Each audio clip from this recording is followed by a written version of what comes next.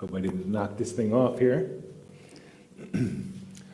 Well, thank you all for coming today. My last time here was my first time away from Jupiter, and I was extremely nervous. I sort of watched my talk yesterday, and I was like, oh, I was a little nervous. But there is nothing better than to be invited back somewhere. And, there's really only two things people want, is acknowledgement and appreciation. And to be invited back here is probably the biggest validation of my message it could possibly be. Jupiter almost has to invite me over there since I'm part of the group. I'd like to thank Reverend Debris today for inviting me again, and Suzanne and Lori for making us all feel so welcome. And our son lives up in Marathon now. He's working up at the Grassy Flats Resort, so we got to spend a little time with our adult child, which is a little, always a special thing. So I appreciate that too.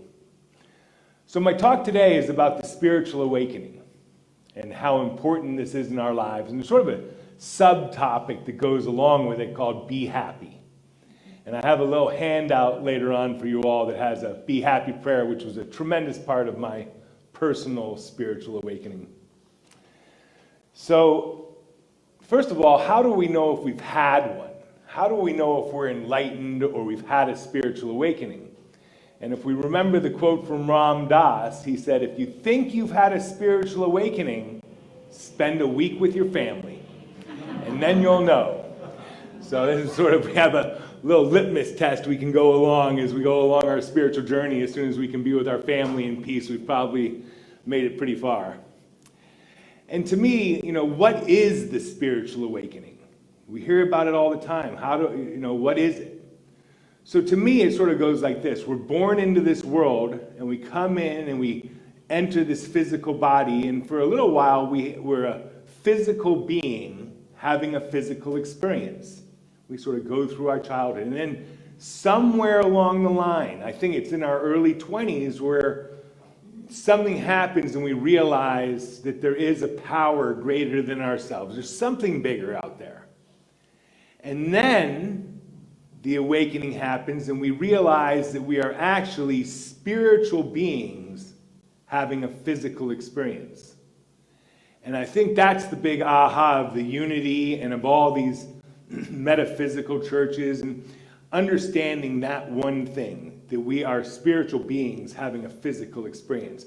To me, this is the awakening, understanding this. It's being born again, so to speak, being born again from the physical world to the spiritual world, and learning that we can take control of our minds, excuse me, and direct them where we want for what we want. And this freedom to think, to choose the thoughts we want to think. That's why we're here in Jupiter. So our lives are really a great quote from a friend of mine named Kevin Rice. Our lives are nothing but an outward picture of an inward condition. And as soon as we change the inward condition, the outward picture changes. It's like it's a cause and effect universe. And this, to me, has been my lifelong journey. How do we get more and more of that? So Enlightenment, the Course in Miracles said, Enlightenment is not a change at all, but a recognition that we are divine children. And also makes us realize what it means in the Lord's Prayer. It'll be done on earth as it is in heaven. Heaven is within us. When we change our mind, our earthly appearance changes. So my spiritual awakening came in 1985, 86. I moved to California after college. Thought I would get discovered as an actor, director, producer, or something along the lines, which I had no business doing. But sometimes God has bigger plans for us. And one of the main things along this spiritual journey is I think I'm doing something for one reason, but God has another plan. So moving to California, I thought I was going out there for some career in entertainment, but the real reason was to meet my mentor of my life. And I was there about 2 months, and my mother called me up and she said, John, put on a tie and jacket and go over to this man's birthday party. So we went over to the house of Carol Reiter, who was the astrologer to Hollywood's Rich and Famous. He was Ron and Nancy Reagan's astrologer. He was very well known in the astrology world, and we were at his 85th birthday party in 1985, and that night I got to meet the happiest single person I've ever met in my life. Someone who I believe was really solving this mystery of life. And in the next few years, he taught me a few concepts, and two of them are really the foundation of unity. But thoughts are things, and we become what we think about. This is Metaphysics 101, but when this aha came to me, I was standing in my apartment, I'm like, thoughts are things, we become what we think, and that's when this whole light bulb went off. We are really just living in an outward picture of my inward condition, and couldn't have been clearer. So if that's true, thoughts are things, we become what we think, we better be becoming expert thinkers. And I think that that's why we're all here in unity. You know, I think the Fillmores were expert thinkers. I think a lot of the people, you know, there was great leaders in the beginning of the 20th century, but, you know, we look for them. Who were the great thinkers? And so we need to become expert, great thinkers, and that's why we're here. Charles Fillmore says, all causes are essentially mental. All causes.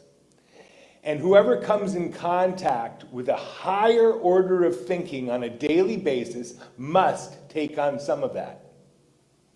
And as I shared with you all the last time we were here, our meditation is all about a higher order of thinking, getting us back to our true nature of perfect health, of perfect harmony, of abundant supply, like we're seeing love, peace, and abundance. So we practice these things. So after Carol passed away in 1985, I was sort of out in California, a little bit lost. Obviously, I hadn't been discovered yet as an actor or director, so it was time to move back to New York to get a job or get serious about my life. Again, I thought, but God had different plans.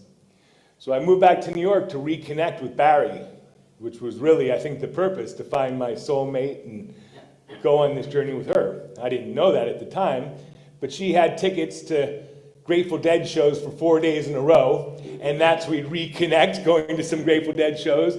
And when I moved back from California, the license plate on my car said RVDHLTH, Radiant, Vital, Dynamic Health, which in our meditation is our natural condition. And Barry wanted to know what that was all about. She said, well, what does your license plate mean? I'm like, well, you know, it's a state of mind. And she's like, well, what's that mean? I said, well, it's part of this meditation I do. And she said, well, I want to know what that is. And so we went to Central Park in the middle of Manhattan. We sat down on a rock. We did the harmony exercise together.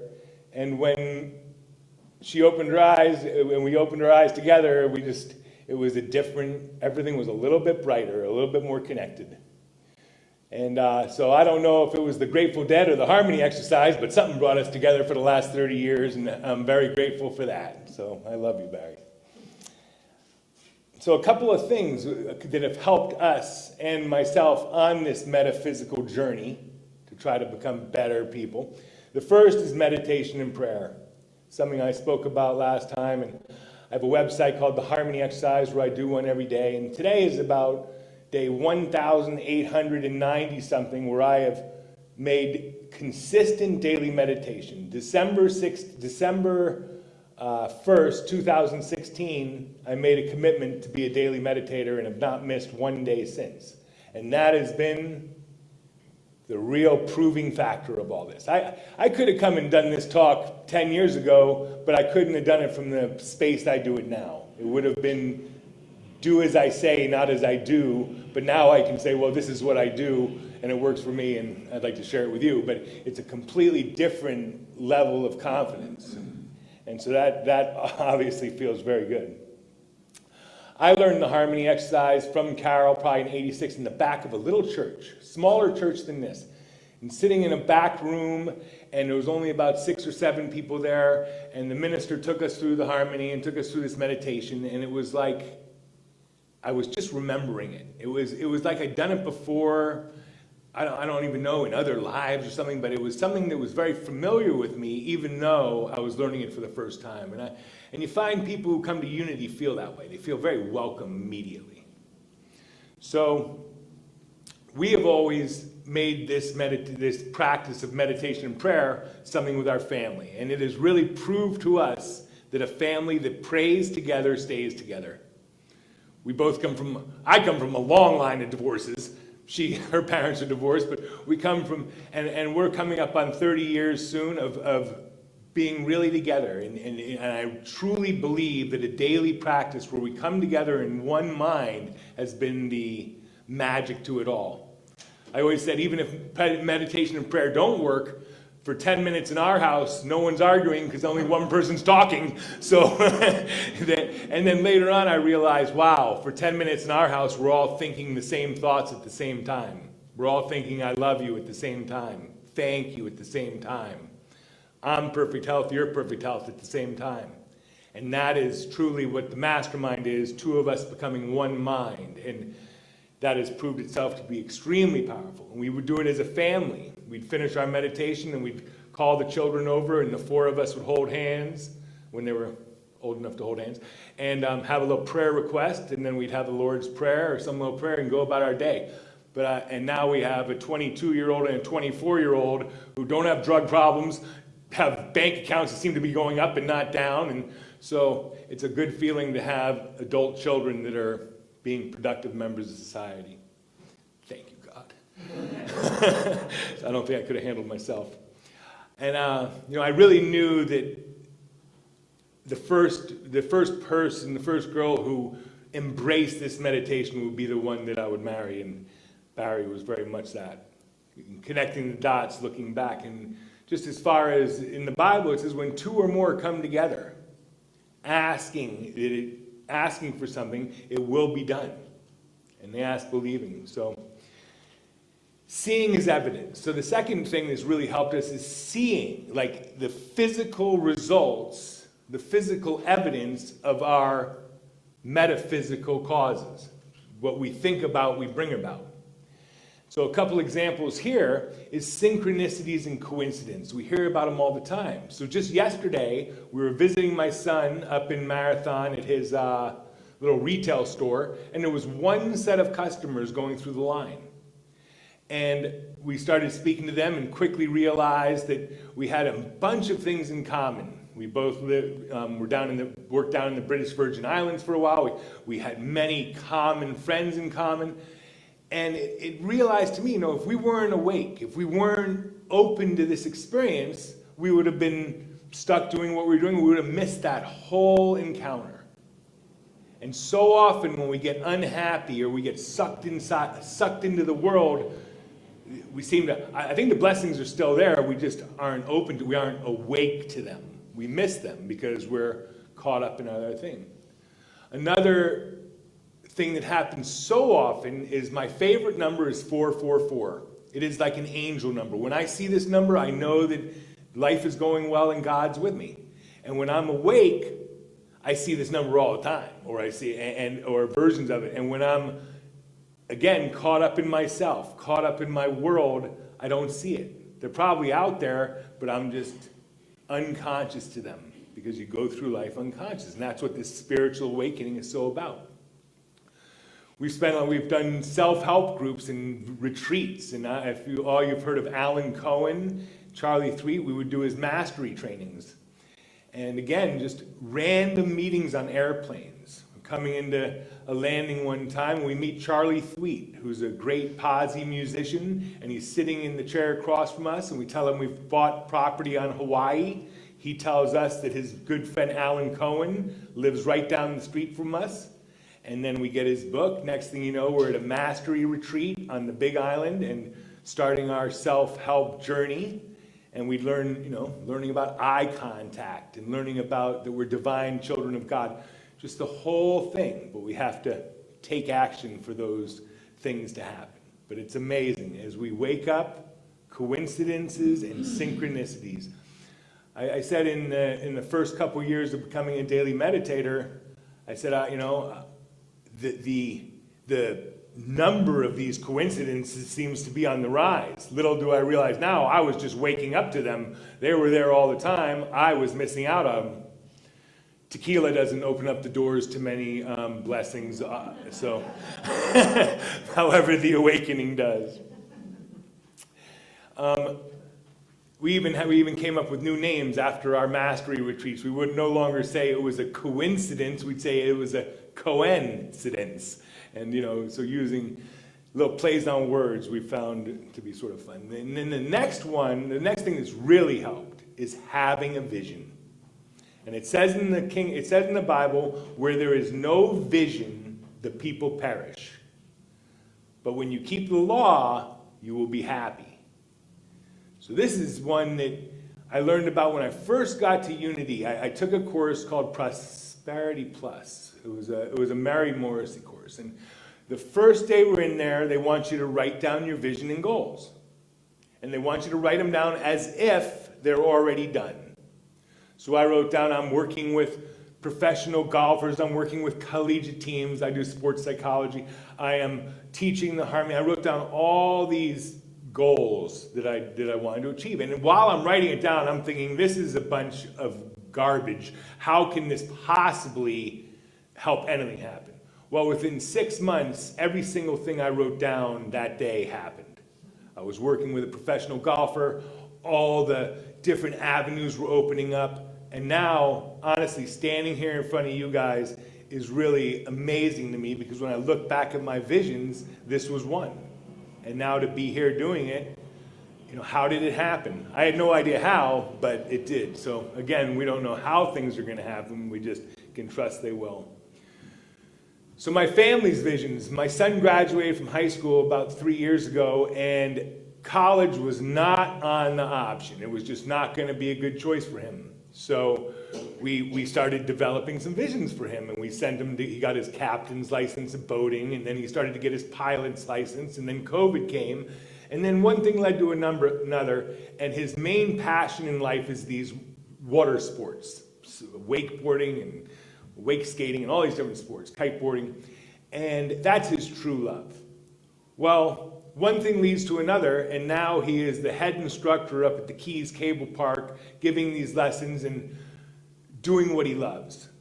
And we went down to visit him, and my wife's vision is being a designer. And so after our kids graduated, she got a job at Restoration Hardware, then she got a partner down in Wellington designing big houses, and then that led in, we went down to visit Luke, and the next thing you know, Barry is designing a 30-room hotel in Marathon, the entire thing, and the owner's house. I'm just like, look how that vision opened up to this vision. And then, now I'm standing here. So you got Luke's vision working nicely, you got Barry's vision working perfectly, and then my vision is working great here in Key West. So it's just incredible to see how the universe starts to make things happen when we tell it what we want. That's the problem. Most people don't tell it what we want. So last week I spoke in Jupiter, and the main part of my talk was kind of like what I talked to you guys about last time, was the game of life, but being happy. And when I went to the little church in California, on the wall in the front row was this poem, Be Happy. And this Be Happy prayer, again, has been a huge part of my personal spiritual awakening. So I want to share it with you, and I also want to add a little color through it, but I have versions for anybody who'd like to bring it home today. I brought copies with it to give you afterwards. So, the Be Happy prayer goes like this. Happiness is infectious. And if there's one thing we would like to be spreading right now, it would probably be happiness. And if there's one thing I wouldn't mind catching right now, it would be happiness.